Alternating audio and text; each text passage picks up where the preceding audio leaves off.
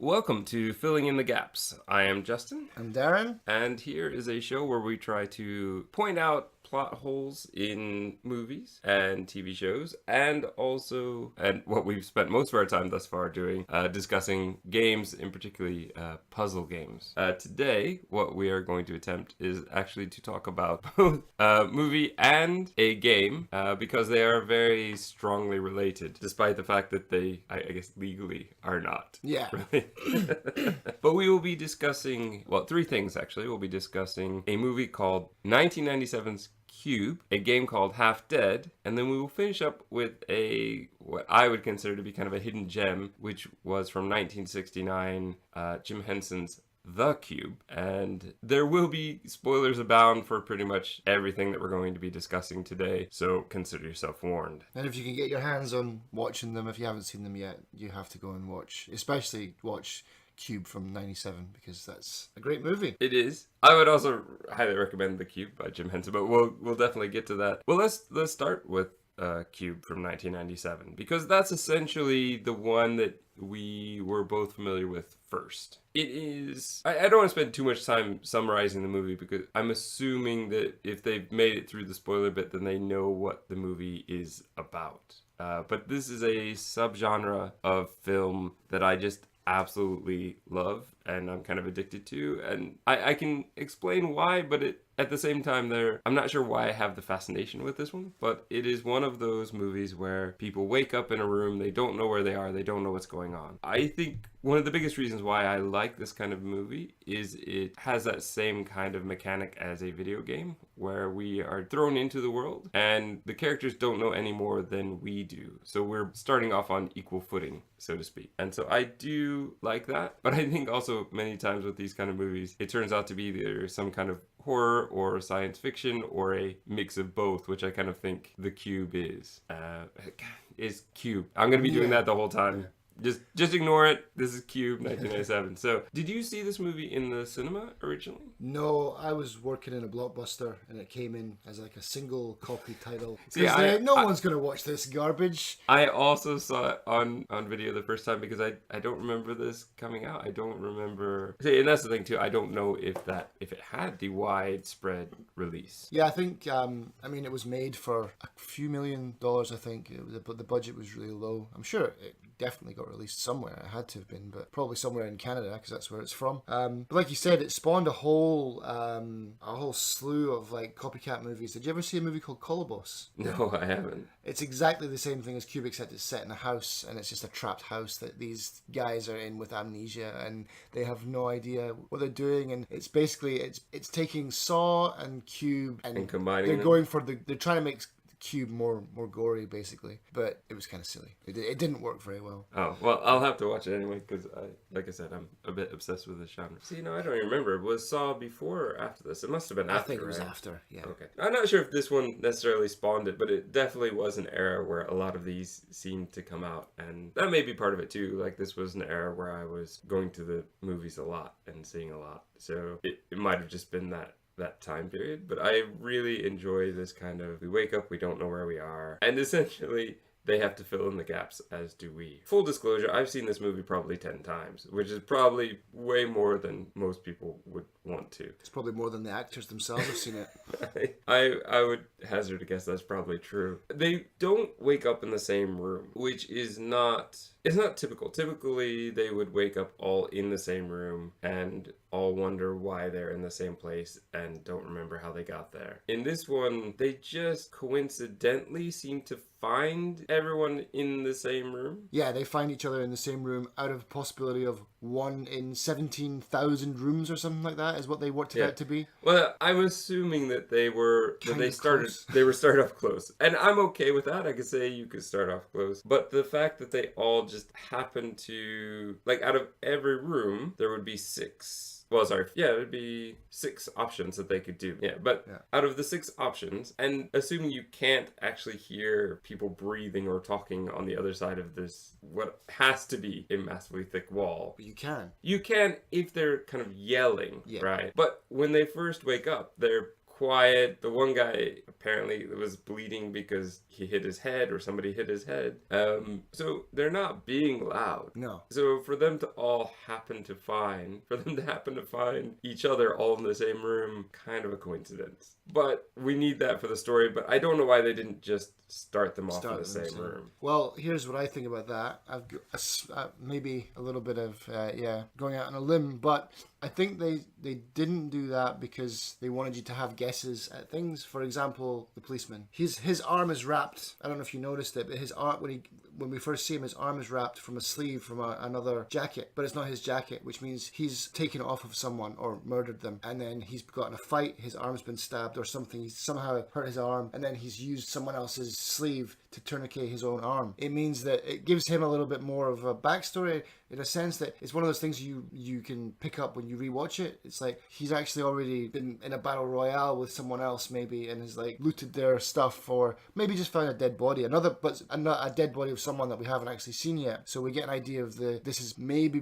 we've been dropped into it now, but perhaps these guys have been here for a day already, or some of them have. That is a possibility. I will say you're definitely filling in the gaps for them, though. I've noticed that, and I've always wondered where it came from, but it's not a stretch for you to think that. I think that is it could be a continuity thing, logical thing, but it could also be a continuity or an editing problem. Yeah, something got cut out. But that's fine. Like I don't have a problem with you filling that in. But essentially, okay, so they meet and they sort of get to know each other, but then they get to know each other obviously more as they progress through the cube. And that's what we had to warn you right away that it's a spoiler, because even though it's called Cube, they don't know that at first. Well, there's a lot that they don't know that they figure out, and it's really hard to discuss this movie without talking about things that they discover, because that becomes important as you go along. But essentially, they're in a cube. A giant cube.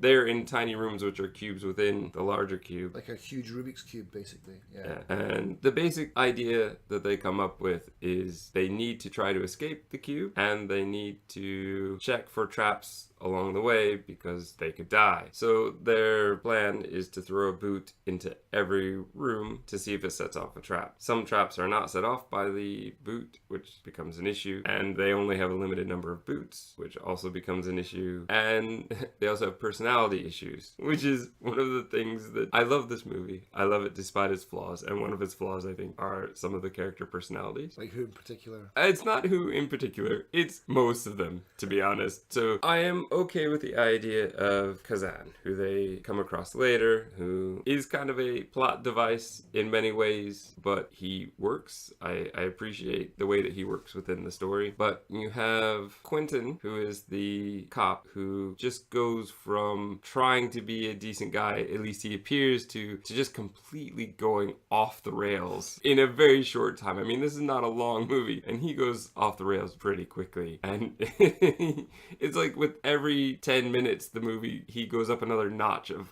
kind of crazy and going a bit too far, right? And I understand why that was important for the story, but it feels a bit forced to me that he goes as extreme as he does, as quickly as he does. Well, here's my, again, gap filling is that I think he's a liar. I don't think he's a policeman at all. I think he's a murderer or a rapist. He's got a bit of a problem.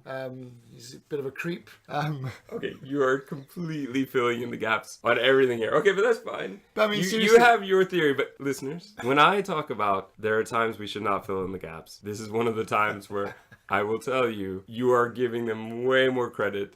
Well, okay, but that would explain why, because I mean, I had the same problem. Why is this policeman so nuts? But there's several things established. Okay, so he says he has a wife and kids, but they're separated, divorced. He's got serious anger issues. Okay, so maybe he is a policeman who beat his kids or beat his wife, and they got separated, and now. Yeah, see, now that is where I am. That's Okay. what they've told me, so that's what I'm buying. Okay, right. But yeah, I didn't buy that, and I guess that's why I had to invent a new story. Because, like, at the end when he's going all creepy on my girl, and like, oh, me and you are like two pieces of a puzzle that fit together, and it's just like, oh, it's so cringeworthy. But it's like, he's not a well man. It's like, he's sick and so I think he's always been sick. And at the beginning, it was a facade to try and tag along with the group, and he's using them to their full extent that he can use them to survive. By the end, it's not that he's changed. I think that that's just his normal personality. I think that's who he is. You're welcome to your opinion. You are, however, filling in the gaps in a way that I don't necessarily agree with. We're not giving any real, like, concrete evidence otherwise. So I will see it as a flaw, and you will just continually rationalize it out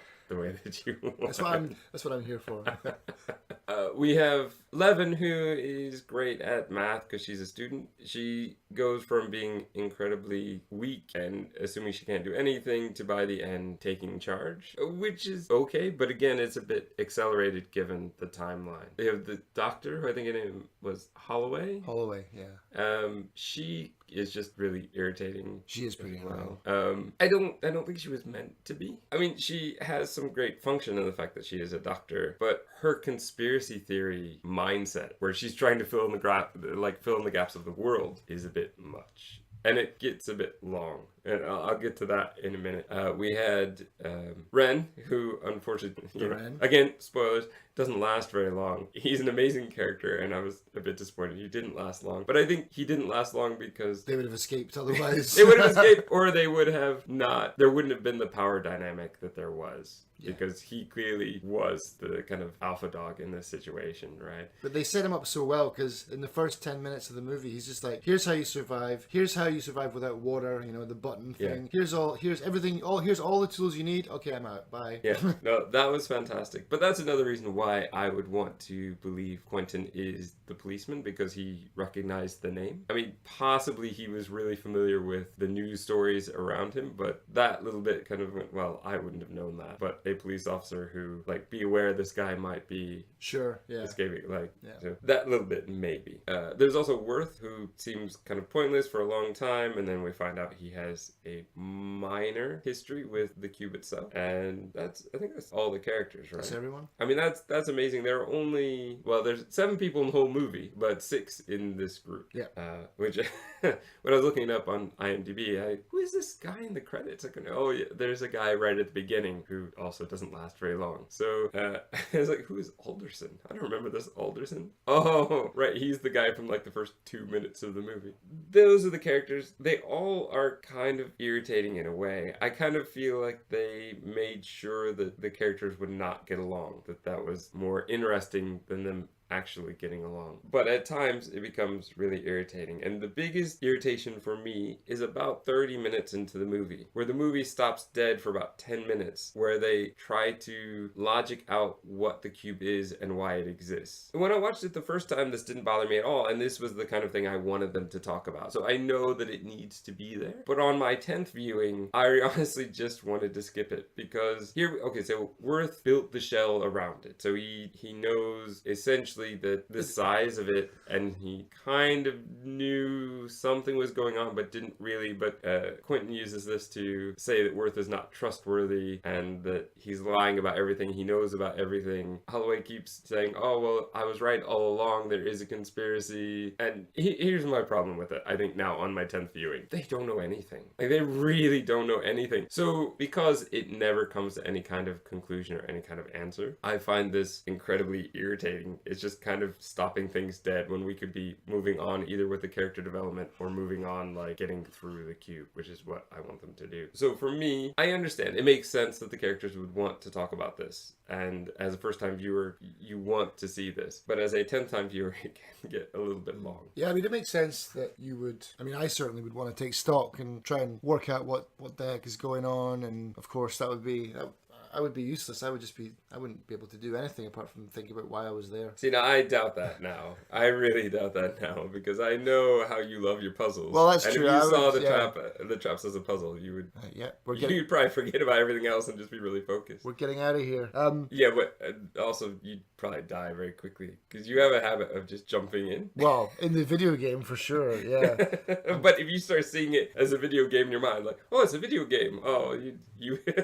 But you only get one life. We'll explain why, and you'll see why in just a minute. But yeah, so, I don't know. I also find the cube itself to have some downfalls. I don't believe this cube would actually function in the way that they've made it look. Now, I appreciate a low budget film, and I appreciate that they've probably had one room or just a couple of these rooms that they worked with, and they were able to make it look different just by adding lights within the walls, and the look of that room is very interesting in and of itself. And yeah, the design of the walls actually was something I found myself staring at, like when I was ignoring them speaking. It was just like, those walls are really when you're nice. speaking during the 10 minutes of dead time, and yeah, because they're not what's the word I'm looking for? They're not like symmetrical. They're really oddly colored and like etched. It seems very random, the walls. Which some of those designs then they used with the CG later to, like, the spikes come out of some of the circles on the designs in the wall. Yeah. And then they go back. And I thought that was really clever. Now, be fair, this is low budget. The CG, even in when it was made and released in 97, was not top quality. But it's not terrible. It's not terrible, and it's not a special effects movie. But what they've done with it is good. Like, I appreciate what they've done with it. But they do make some really stupid choices. Like, the characters make some really stupid choices along the way, which has always irritated me. So what we were talking about just before we started recording was the room that I just don't understand. It was essentially, we need a really intense moment here, so let's make it. And so they had to choose which room to go through, and there is a room that is sound activated, and there are an incredible number of spikes that fly out of the wall. So this is what I was just talking about. And they have a character that basically can't shut up for the most part, and they have to climb from the ceiling down. It's just all kinds of things that could go wrong. They could drop a shoe, they could drop themselves, sneeze, cough, anything, right? But they choose to go through the worst possible room. That's just so stupid. Well, I mean, is it the worst possible room though? Because all the other rooms were sound activated traps or motion sensors, which were impossible to walk through. And they're like, well, we could go back, but they've worked out the size of this cube by this point, I think. And there's 17,800 rooms or something like that. And so, sure, they could go back. Not really good for a movie. Like, let's go backtrack through all the stuff we just showed you. So they're like, okay, let's push forward. Which one is the least dangerous? The sound activated room is the least dangerous because there's a chance that we can get through it. Yeah, it's super dangerous, and I probably wouldn't go into that room if it was real and it was my life that was depending on it, especially with Kazan up on top, you know. See, now I disagree. I say you wouldn't have to go all the way back. You could go back one room and see if there are others, right? We haven't been told that there's been only one right door the whole way through. They've been kind of guessing their way through, and they're kind of guessing their way to the edge. They don't even know if that's the end, because at that point in the story they don't know that there might be a possible exit. Like, they're kind of just randomly guessing. Yeah, they're just trying to get to the edge of it, which makes sense in itself, that you know, if you're stuck inside something, you want to get to the door would be on the I edge. totally understand. Yeah. But then they get to the edge and then decide to try and jump across, which has always irritated me. That See, now really... you're making this face that shows me you agree. Oh, that really, when the doctor's trying to swing across, yes, to grab onto nothing. Nothing, yeah. Oh, and not just once, but like 4 times she tries. And then when Quentin has her, and she's like, oh no, don't drop me, essentially. I shouldn't say that, but she says it with her eyes. But I'm like, well, how does she fall? Because she's still tied on, right? It's almost as though Quentin, like, pulled her out of the loop that she had tied around her waist completely while hanging over the edge, and then dropped her. I've never understood this. I don't understand how this could be possible. Looking at that edge, then, we finally get to see the outside of the cube. And this is, I don't think I've mentioned this yet now. We were talking about this before, but I do not think too much about the cube or how it works, because I am convinced that there is no way that they could make the cubes move with the way that they have the grooves for them to move. I don't think so. Essentially, because it's a cube and the cubes within the smaller cubes can move either horizontally or vertically, they have both tracks for horizontal and vertical movement, which means that the only way that it could work is if one of those would kind of go inside the walls of the cube, and the amount of space left for the gears to grip, I just don't see it being possible. Especially if you're talking now, you only have 2 at a time. I just don't see how this would work. I can understand how they would move kind of inside a cube, where they would have, say, like 4 sets of gears, or kind of wheels moving along, but I don't understand how they would move on the outside. And I don't understand kind of what keeps them from falling off. Yeah. Now, I've not looked up. I'm sure there's probably people who have tried to figure this out and tried to rationalize this out. Because this is I don't know, would we consider this a cult movie? Yeah, I would say so. Yeah. I mean, it has a very strong following. People that love it recommend it. And like, I definitely have recommended this to people. And if you're still listening and you don't mind all the spoilers we've given you, I would still recommend it. Like, I think that it is one of the best of that kind of genre of we wake up and we don't know where we are. And it is kind of a clever movie. Though I'm not sure how clever it is once you think about it a lot. I don't know what math people think about this movie because I've never stopped to really think, does the math work? Right? And math is a huge I'm just part taking of it. their word for that. Yeah. Because, Neither one of us math is not our strong suit, so. I don't. Yeah, prime numbers. I'm lost beyond 13. Well, but then they're also talking about factors. How many factors does it have? Yeah. And I don't know, there was one that was weird because I swear they said they had a factor of 1. And I don't think that's possible. You're asking the wrong guy. Well, I am, I suppose, yeah. But I think even a prime number has 2 factors, like the number n itself. So I clearly don't understand what they were talking about, is what I'm saying to the listeners. I didn't understand the math. I didn't understand maybe some of the terminology. And so I don't know if it would work, and I don't know if what they said works. I'm just letting it wash over me and trust that at least the characters know what they're talking about in this universe. Right? Yeah, I mean that's what I took from it. It's like they're doing some math stuff. That's great. You go and do it. I'll believe you. Yeah, it makes sense. So it was logical enough that, but whether it's actually real, I have no idea. Yeah, it was logical enough that it passed by my immediate sensor. So I'm totally fine with that, right? So I don't. That's kind of Cube, 1997. Yeah. Is there anything else you wanted to talk about? I mean, I know that there are definitely gaps that are left open. We don't know what the point of it is. We don't know anything. Yeah, but. To be honest, that didn't bother me. It only bothers me now when I watch it and they try to make sense of it and there really is no sense of it. They don't know anything more than we do. Holloway kind of blaming everything on... Well, she seems to have multiple conspiracy theories all running at the same time, so that's... She's just a nutter, yeah. So, I love when she got very happy, going, oh, see, I was right my whole life. I knew it. But she kind of goes... I knew it was them, and she's like, well, who's them? And she's like, oh, well, it's got to be this or this or this. Like, well, which one? Like, you can't, Yeah. It just kind of showed that she was willing to believe anything. Yeah. But like they came up with multiple theories, like one that it was a military thing, 2 that perhaps we've done something to deserve to be here. Yeah. Though only I think Quentin and perhaps Ren would be obvious because we didn't find out anybody's backstory. That's the thing, a lot of these people thrown in a room deserve it in some way, right? The Saw movies claim that they've all done something bad and that's why they deserve to be there. Well, I say all. I've only seen about 3 of them. So the ones that I've seen, they all claim that there's a reason why they're there. And a lot of other movies I've seen, it's similar. Like, there's a reason why they're there. In this movie, though, we don't know. Like, we're not told why. In fact, we're not even really sure how they got there a lot of times. Like, Holloway says something like she was going to the kitchen and then that's it. That's it. So we assume that they were kidnapped, they were drugged, right, and taken out of their homes. Like the student, she was asleep, she was in bed. Holloway was getting something from the fridge. Yeah, it's very Saw in that respect that they were. It seems like they were taken. Yeah. Right. So either, I mean, okay, so maybe me going out on a limb again, but so have you considered Aliens? Did they talk about aliens? No, but you want to add aliens? Okay, you can add aliens.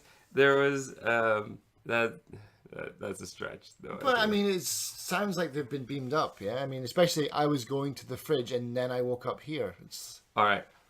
You can have that theory if you want. They don't even show us what's outside, so your theory would hold up in the fact that we just see a bright light and we don't know exactly what's going on. But we do know that Worth designed the outer shell and he's a human. Yes. But we don't know he's human. But, he might not be. But the humans could have paid him, right? It could have been like, what was that? Buckaroo Banzai, right? They could have... He could have been working for like a shadow figure kind of... Yeah. Yeah. The aliens... Well, who hired you? I don't really know. Aliens. Well, I don't really know. I don't really care. I got money, right? So he didn't really care. So they threw out that it might be a rich man's like project, I guess, which is okay. The military complex, though, what purpose would it serve? I don't know. Stress testing, I guess. team building. But- That'd be an extreme team building exercise. So I don't. Any theory that they had probably has problems with it. We don't know, and quite frankly, I don't need to know. I think, But that's unusual for you though, because you like to have your endings clear cut. but I think the ending is clear cut.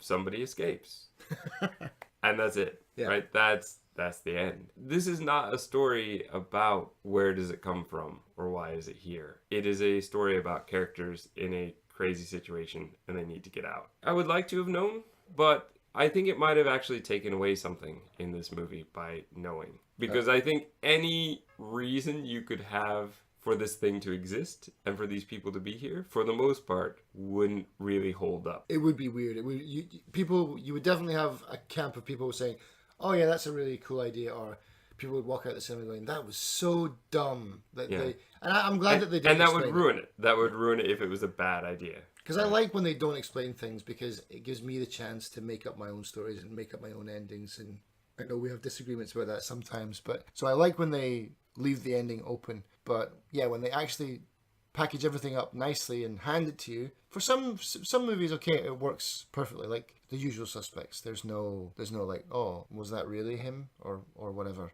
It's no, that's your ending. That's the whole thing, and it works beautifully. But with something like Cube, I like, or Lost, or science fiction stuff in general, when they don't give you the full ending, I like that because I can dream up my own stuff and talk to people and see what their ideas are. And I like. There are times where this works and times where it doesn't. In Cube, it works. Lost is a whole nother thing that we're going to talk about at a different time. We may spend a lot of time on Lost. Maybe, yeah. But I will say that for me, Cube is a time where that works. There are some things where I feel... There's some things that I would like to know. I would like to know how they got in there. I would like to know... What's on the outside? A bit, but I don't need that for this one, right? And as we were saying before, there are at least 2 sort of sequels to this, but I don't believe any of the original people had anything to do with the others. I'm not sure about that, but there was Cube Hypercube, and there was Cube Zero, which is kind of a prequel-ish kind of thing. Prequel. Yeah, I guess. Yeah, it's a prequel. Yeah. I like Cube Zero. Cube Zero is okay, does not equal the 1997 one, and Hypercube I felt was an utter mess. It's interesting to watch. I think I would recommend it if you watch Cube and you like Cube. I'd still say watch Hypercube, not because it's good, just because it's so strange. It's just like I don't know what possessed them, like how they thought that would be a good idea, because it is. It's a mess. It's a complete mess. Especially when you get to the end, but I'm not going to spoil that one. No. So if you really want to, move on to Hypercube, but be forewarned. I think it's an absolute mess. You think it's... I think it's worth watching. Okay, I think it's watchable. I'm not saying it's good. All right, but there you go. Not exactly the most glowing of recommendations, but if that's enough for you, go for Hypercube. Cube Zero, though, is worth watching, but I would, go ahead and watch. Because Cube Zero does give you the backstory, doesn't it? Cube Story does fill in a lot of gaps from the first one. A little bit, but I think, again, I'm very against prequels for the most part. There are very few that work for me in any way, and Cube Zero, it's probably on the better on the scale of trying to do anything kind of prequel, but not, I don't know. To be honest, like most of it, just I watched and forgot. It was fairly. I only remember the ending for that. Yeah, and there's a reason for that, but again, we can't tell you without giving that one away. What I think is interesting as well about Cube Zero and Cube is, again, the whole thing that it exists just because it can. There's a really good short story by Kafka called In the Penal Colony. Have you read that? No.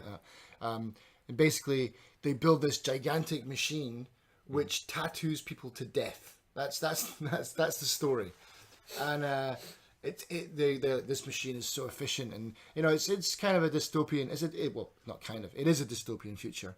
And so when you get sentenced, you go into the chair and it suspends you. They tattoo around your whole entire body until you die of shock, more or less. And this guy's coming to audit the penal colony, and he's like, I don't understand this machine. And he's like, oh, you don't have to. But what's the purpose of it? And it's like, it's a correctional device. But what is it? The person just dies at the end. Why don't you just like put them in the chair or something like that? Gas them. But we don't need to think about that. And it's just like they can't get it. They can't understand this guy coming to audit them, thinking that he needs to understand this, because they're just like, we built it because we can. And that's what I think the cube is. It's maybe it's just been built because it was possible. Right, and I'm okay with that. I think that that's a fine way to look at it. But essentially, we're talking about Cube because we played a game called Half Dead, which, though it is not called Cube, it pretty much is. It pretty much is. In everything but name. Yeah, well, and the fact that it's not a cube. But, okay, so if you have not played Half Dead, I don't know. Do we recommend Half Dead? I just want to start with that because we were bored. We played an hour. I played an hour solo, and then I played with you for an hour. But even playing with you for an hour, like, I was bored. 30 minutes. Yeah. I just... So essentially, you're one of... How many characters did I turn into? Because your character always looked the same every time. You changed into... So, oh, you're a girl now. Oh, you're a You're blonde. old now, yeah. You're an old guy. You're I don't know. But you're some pretty generic characters. Yeah, there's 4 characters, I think. Like that you 2 guys, 2 girls. You're in, and you're in what looks amazingly like the cube while wearing Tron-like outfits. You have 2 boots, and that's it. And the goal is to find the escape disc, and so you... There's no mystery to this. We are not spoiling anything. The only thing you have are boots, so clearly all you do is you throw a boot into a room, hope it isn't trapped, and then move on. There is some slight help, I guess, with the rooms. Oh gosh, I just want to just say everything about this game so that we people, there's nothing really exciting about this game. It was fun for about 30 minutes, and even that was kind of limited. It was more fun because we both appreciated the movie so much that we were like living in that for a little bit. But there's nothing to this game. Okay, so you looked up, what was it, Wikipedia, where you found what this game is actually about? Yeah, basically it's the Running Man plus Cube. So you've been sentenced to death on a penal colony, going back to Kafka again. You've been sentenced to death on a penal colony, and you have 2 choices. 1, death, or 2, death by game show. And so Half Dead is the name of the game show, and you are, I assume, not a nice guy that's been sentenced to death, and so you got a chance of living if you can survive the traps, which kind of, I thought it was like a cooperative cube type game where let's work together and escape. But actually, if you're all bad guys, then you should there should have been more options to like really mess with other people and kill, like push people into traps and things. And we can get to that in a second. But well, let's be clear. We have to fill in the gaps here using Wikipedia because it's not in the game. Like, there's nothing in the game. You're just in a body walking around, and that's it. And you've got boots. And you've got boots. It's not even a cube because you don't climb or go down into... In fact, a lot of the traps are right where the going down to the lower room or going to the upper room are actually located, so that it wouldn't work. And there are only about... What did we figure? About 11 traps? Something like that. 12 traps, maybe. All right, here's one thing that I will give it that I do think is nice. There are some traps that are avoidable and some traps that you can't avoid, right? Yeah. So there are a few, like a flamethrower and like basically like a freeze ray that will, as soon as you open the door, will kill you if you're standing in front of the door. So don't stand in front of the door. But once they've fired once, then they're done, and then you can actually enter the room. So I do appreciate that there are some traps that you can kind of avoid. And there's a guy with a chainsaw. If you can get around him and get to the other room, you're okay, but he does make it so you have to run into the next room and not actually take the time to throw your boot. Yeah. Which is good, because I like that, because otherwise it just becomes a routine of open door, move to the side so there's no freeze ray or flamethrower. Okay, there's none of that. Throw boot. Is it trapped? Yes. Okay, let's choose another door. Repeat. Or is it trapped? No. Okay, let's move in here and do it all again. There was also a rotating flamethrower that you could kind of avoid, and we were able at one point to get the chainsaw guy to follow us into a room and essentially burned, because then he walked into the room kind of still on fire and died. So that was a nice little mechanic that you could kind of use 2 things at the same time.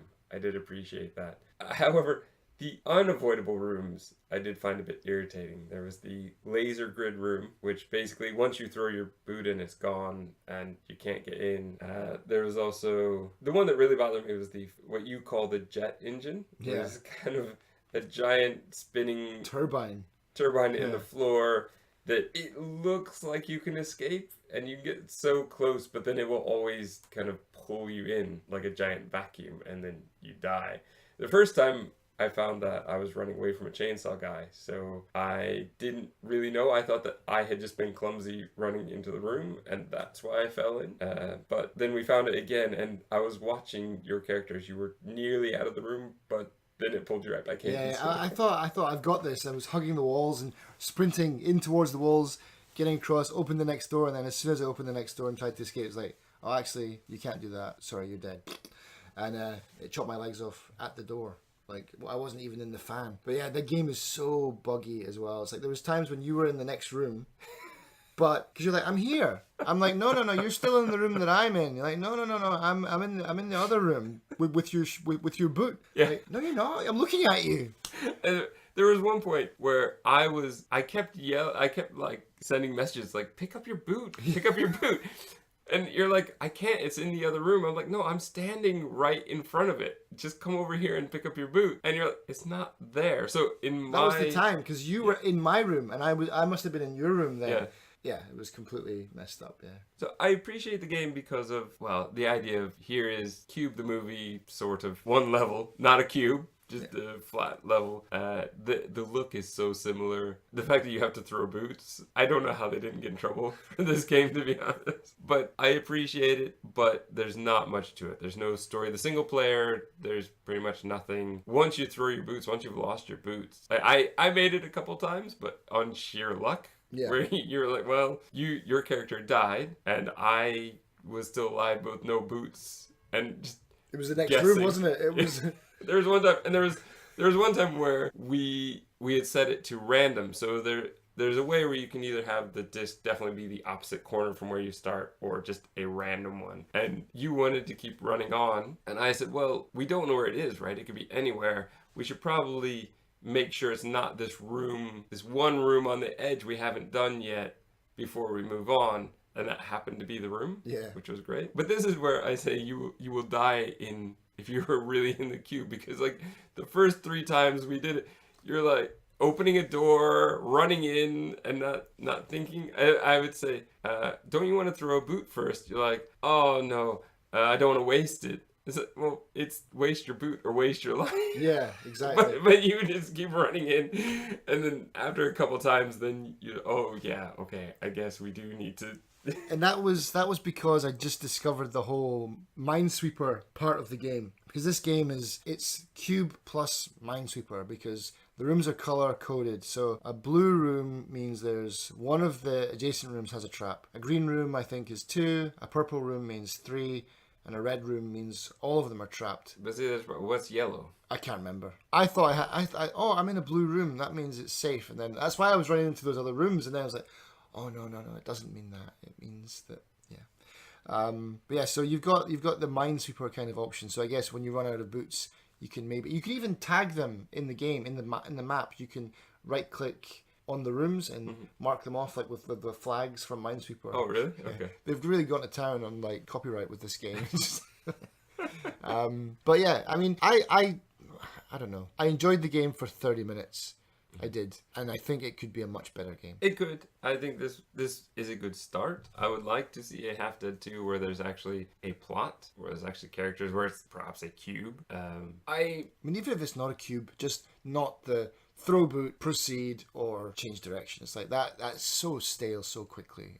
They need to do something else with that. So it was fun. I would say if you can get this in a bundle of some kind, it would probably be worth it. If you can get it really cheap, it might be worth half an hour, but I think I got it in a bundle. I think actually, but I mean, I must have as well, because you said, "Oh, it's in your library," and I didn't even know. Yeah, I mean, especially for like the multiplayer lobby is pretty much dead.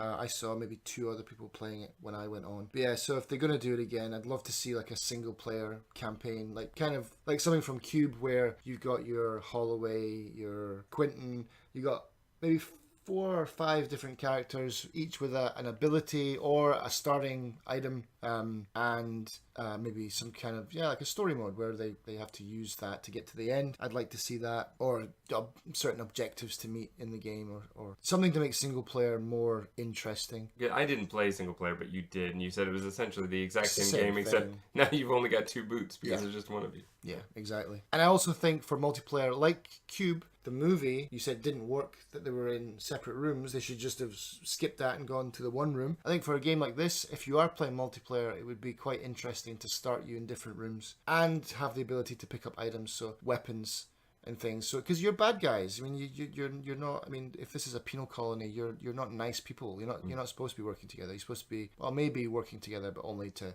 screw each other over in the end. So if you've got like a shard of glass that you can stab someone to get their boots or something. You can make it so that only one person can escape, so that the actual exit wouldn't open until there's only one person in the room. Yeah, but yeah, mechanics like throwing people into traps, like getting behind people, pushing them in, or killing them, or But you need to be able to take the boots.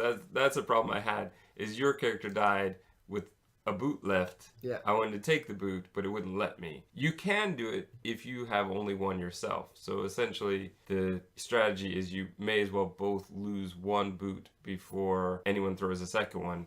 That way you can pick one up.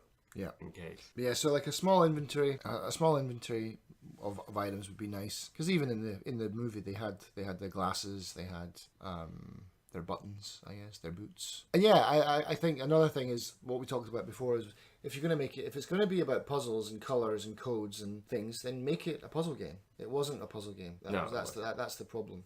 We thought it was going to be, but it wasn't really. I mean, so it's Minesweeper level puzzles, which is like this room has 3 adjacent bombs in it essentially, so go around a different way. But that's also and maybe I was never great at Minesweeper, so maybe I never quite got the hang of it. But for me, there was always a bit of guesswork, right? You can make an educated guess. Yeah. But there's always guesswork. And for me, that's not... When I have a puzzle, I want to have a definite answer. And that, like, Minesweeper was never that for me. No, there's some great images you can get on Google of, like, the people playing, like, the really big Minesweeper ones, hundreds of bombs, and then it's that last, there's 2 squares, and there's the number 2. It's like, well... It's a 50-50 now, and they've gone all the way through, searched them all, and they're like, click, boom. Like, oh, really? It came down to a coin flip at the end. That's garbage. That's not a good puzzle at all. But yeah, especially for single player, if they're going to make a Half Dead 2, which I would totally buy if they had a good single player experience and puzzles, because it's a movie about puzzles. You could put in some great puzzles into that game. Like, even if it's something, I was thinking about this, you could have, the colors could change each time even. So you'd have to learn red meant before that there was 4 bombs attached to it. Now red is actually the safe room. You know, the colors could change each time, even if it was something simple like that, where there was some kind of thing that you had to actually use your brain and some amount of trial and error, and that would make you more cautious as well. Like, because now it's like, I know what's coming up. Boot, okay. Run into the corner of the room, okay. We're safe now. You know, so yeah, adding some more tension, like, would be good. Not just throw a boot and run. And in the movie, that's the problem as well with the traps, is you throw the boot, it sets off the trap. Pretty much always. The one time that it didn't, I think that was a bug. Oh, okay. I think that was bugged. He's talking in the game. There was a time where we threw a boot and nothing happened, but we walked in and died. Yeah, yeah. But even again, in the movie where he throws the boot, he's like, oh, it's safe, and then he just jumps in. It's like, no, it's not safe. Yeah, but that was because there were different kinds of traps. Exactly.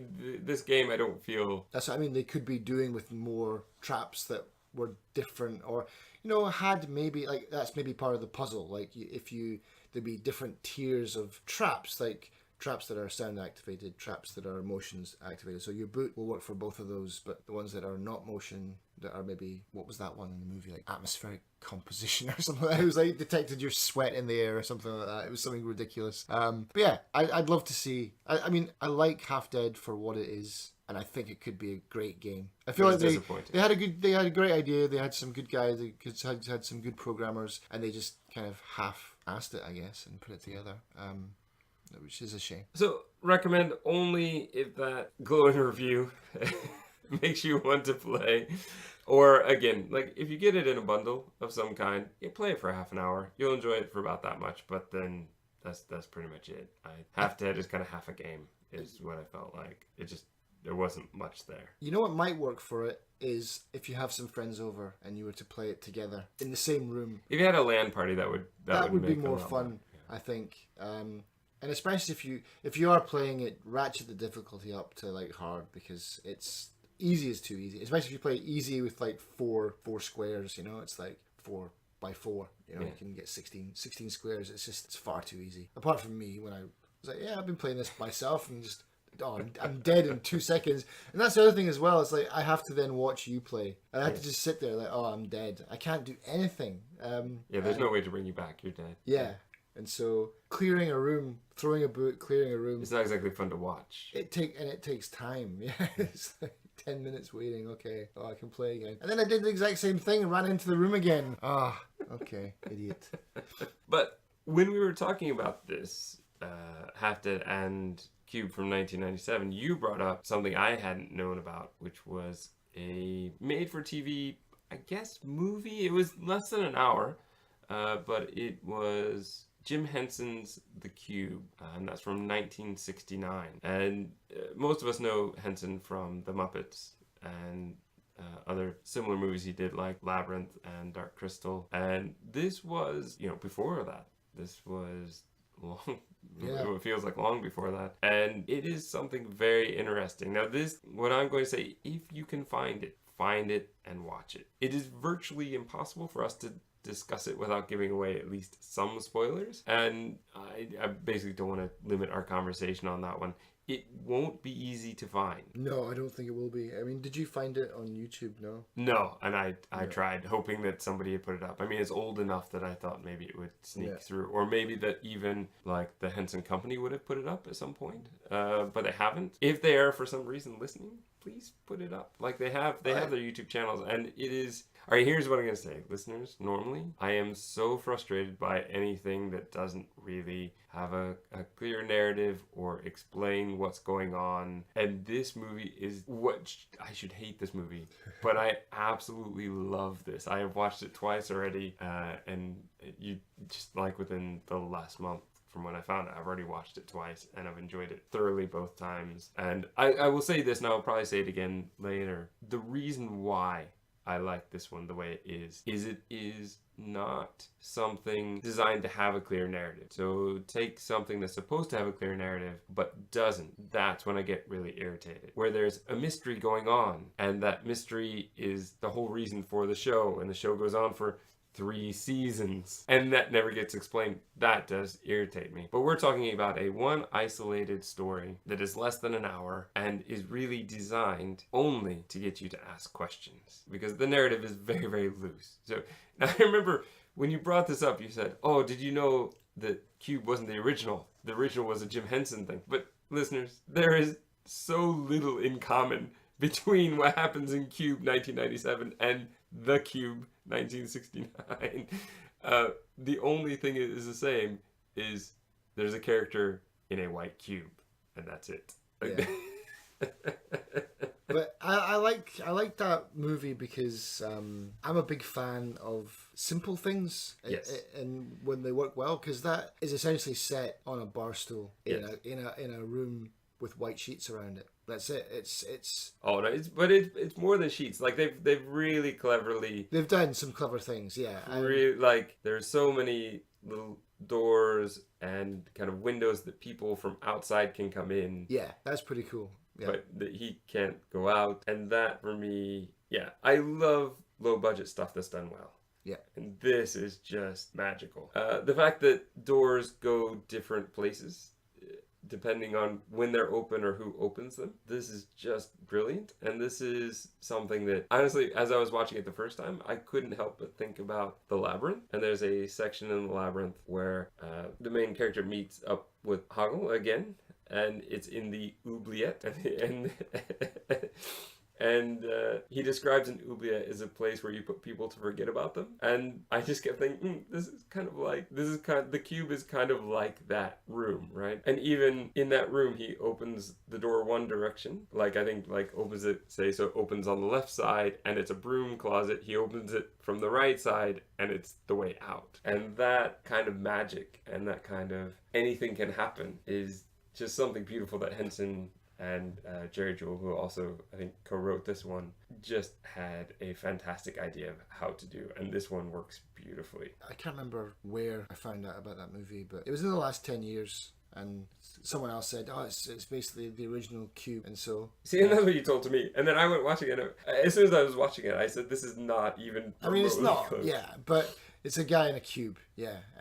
And weird stuff happens. But it's less about kind of torture and death and more about something else that's it's really about an overall, like there is one overall theme, which I think is what is reality, which I appreciate. But what Henson was great at doing more than most, let's say, is getting a message out in a way that is interesting, to get people thinking in a way that is interesting without being preachy. And that, I think, is exactly what The Cube does, which is part of what I love. There was a moment where, well, it was filmed in Canada, but it seemed to have a lot of American actors in it. At least they had American accents. But there's only one, like, African-American actor, I think, and he walked in and he says something, you know why I hate this room? Because it's white. And there's just a really interesting interaction that goes there that I can't describe as well as what he pulled off in about a minute and a half. It's just beautiful. But there's an idea throughout that's kind of built up to that point. The character is told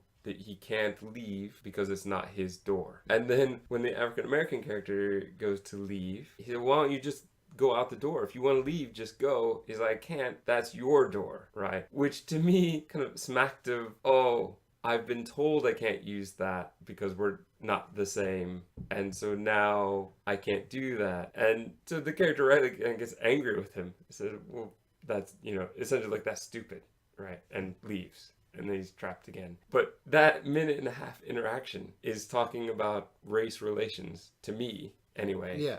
In a way that is so interesting without being preachy. Yeah. And that's the thing, throughout the whole 53 minutes of it, it's questioning reality, questioning societal norms, while essentially kind of torturing the main character. But at the same time, kind of giving the impression that we could be that character, that anyone could be that character. And so for me, this whole thing is about raising questions. It's not about telling a story so much as about raising questions in an interesting way. And so for me, this works very, very well. No, it's I don't, like I said, it's been a long time since I've seen it. I should have watched it again, actually. Yeah, from what I remember, I really enjoyed it, and I was shocked. Like, I thought, he's the puppet guy, he's the guy that did Yoda. Come on, he doesn't do... But he didn't do Yoda. That was Frank Oz. Oh, sorry, that's Frank Oz. Yeah. Did he not make the puppet, though? Well, I don't think he personally made it. His studio made it. Yeah, I'm pretty sure the Creature Workshop, which was theirs, made it. But no, it was Frank Oz that did the Frank voice. Oz did the voice, yeah. So it was really weird for me just to see something that he'd done that wasn't Muppets. Like, I'd never seen anything that he's done before that wasn't Muppets. I mean, even Labyrinth. I mean, it's still. It's still very much in that vein, right? Yeah. But this and the Dark Crystal. The Dark Crystal is fantastic. I love that movie. But to me, this is, I don't know, like, this was before those things, obviously, right? But it was just something different, something incredibly different. It was something like, in more modern times, like Black Mirror. Like, this could have easily been a Black Mirror episode, and it would have been good if it was a Black Mirror episode, I think. And it would have fit, is what I'm trying to say. Like, it would be a good fit because it raises questions. And again, when you do something that's only a 1 hour story, you can get away with a lot more with me anyway, as far as it doesn't have to be completely clear. Now I'm probably going to shoot myself in the foot by saying that, because there are going to be other times where I'm going to be complaining about stuff like that. But I think... I understand what you mean. It's like with Lost, you're watching it for 5 seasons, an hour a piece, you've invested 80, 90 hours into it, and there's no conclusion for you. It's like, what? Yeah. More than one conclusion that was left out in Lost. I also, Leftovers that we've mentioned before and we'll probably discuss at some point is another one. So if you missed my subtle having to watch it 3 seasons and not getting a proper answer earlier in the episode. That is essentially what I was referring to. You've only seen 2 seasons of Leftovers. That is true. You have to watch the third. It's brilliant, apart from the last episode. Yeah. I'll believe it when I see it, if I see it, if you can make me see it. But I would highly recommend, if you can find The Cube, to watch it. Be aware it is very, I don't want to say nonsensical, but it kind of feels like it at times. But a lot of it is there with a purpose. And I think it's just something special, unique, something that is definitely worth watching if you can get a hold of it somehow. And Cube 1997, if we didn't spoil it all and you hadn't seen it, or if you want to go back and watch it, I will say it's worth watching again. It holds up. Yeah, I mean, I watched that for the first time in, I don't know, maybe 15 years probably. That's the first time I've seen that again, and it's still pretty decent. However, Half Dead, kind of disappointing. Yeah. So there you have it. I think that's the show. That's it. Yeah. So there's still a lot of gaps to fill on on Cube though. Definitely aliens. I totally Aliens with human I contractors. totally disagree. Do your end bit.